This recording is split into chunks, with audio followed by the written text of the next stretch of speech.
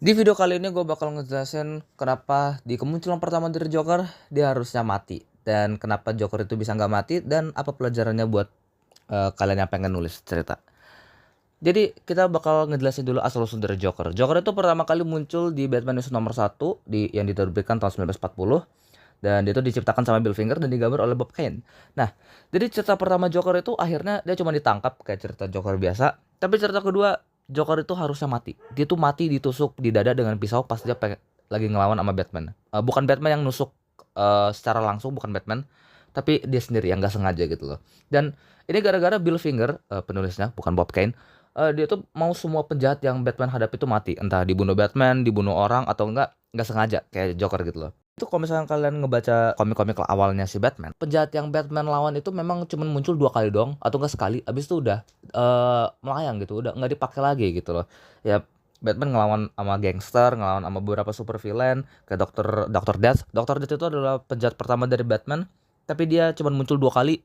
Dia nggak dibunuh, dia nggak mati, dia cuma di penjara doang sehingga Bill Finger bisa pakai dia. Tapi dia nggak ada lagi, dia cuma 2 kali doang muncul habis itu udah selesai gitu loh.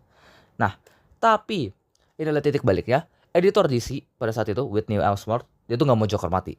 Jadinya dia suruh Bob Kane bikin panel yang nyatain kalau misalkan Joker masih hidup. Jadi di sini bilang, I just examined this man, he isn't dead, he's still alive and he's going to live. Dan ini adalah keputusan terbaik dalam sejarah Batman dan bahkan sejarah DC atau bahkan mungkin sejarah komik gitu loh.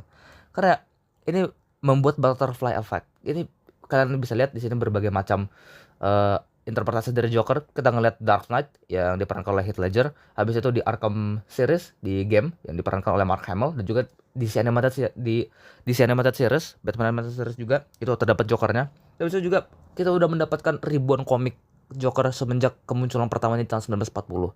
Dan kita juga bisa mengatakan ya, Joker merupakan ya nemesis dari Batman gitu loh. Joker adalah musuh bebuyutannya dan musuh super villain paling terkenal dalam sejarah komik gitu loh. Ya, bahkan super villain dari Spider-Man mungkin yang bisa nyampain cuman Green Goblin atau enggak Dr. Octopus, tapi ya mereka masih kalah sama Joker gitu loh.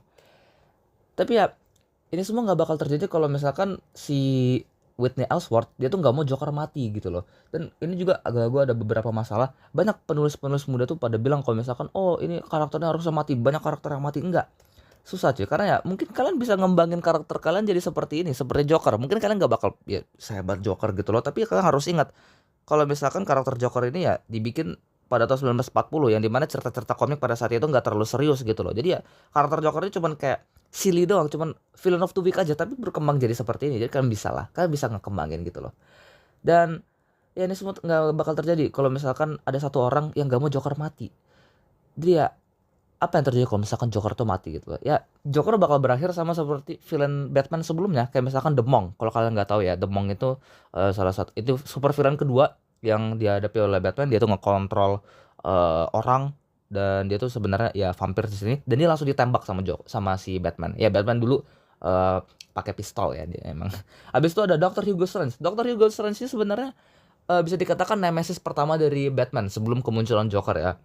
Jadi udah muncul 3 kali, dan itu satu-satunya kalau nggak salah, kalau selama yang gue baca dia itu satu-satunya super villain yang muncul 3 kali yang ditulis sama Bill Finger gitu. Tapi ya di muncul ketiganya dia meninggal, dibunuh sama Batman. Iya dibunuh, nggak kayak Joker, nggak sengaja dibunuh sama diri dia sendiri. Dia beneran dibunuh, dia beneran ditonjok di mukanya, habis itu dia jatuh ke jurang seperti di panel ini gitu loh.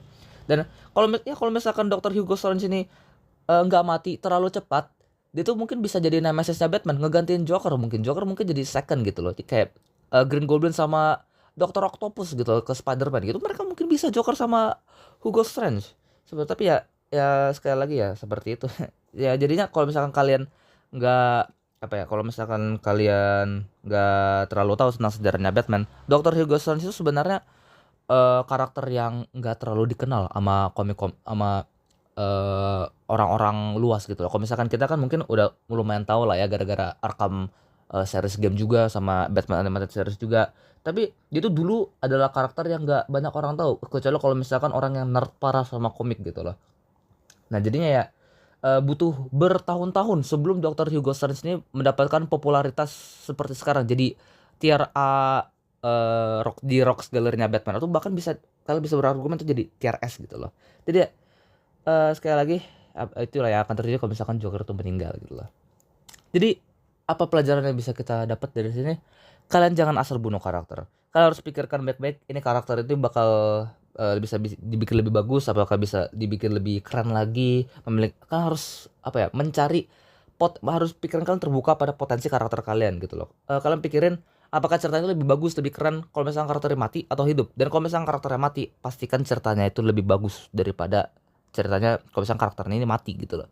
Ya kalian harus mengenal lah potensi cerita kalian sendiri gitu loh. Jangan asal-asal ngebunuh gitu loh. Cuman buat eh elemen shock doang, bikin kaget pembaca doang gitu loh. Kalau misalnya kalian pengen nonton tentang analisis komik, kalian bisa tonton yang tentang aku ngebahas superhero pertama Marvel ya. Tonton aja videonya. Terima kasih udah nonton. Bye bye.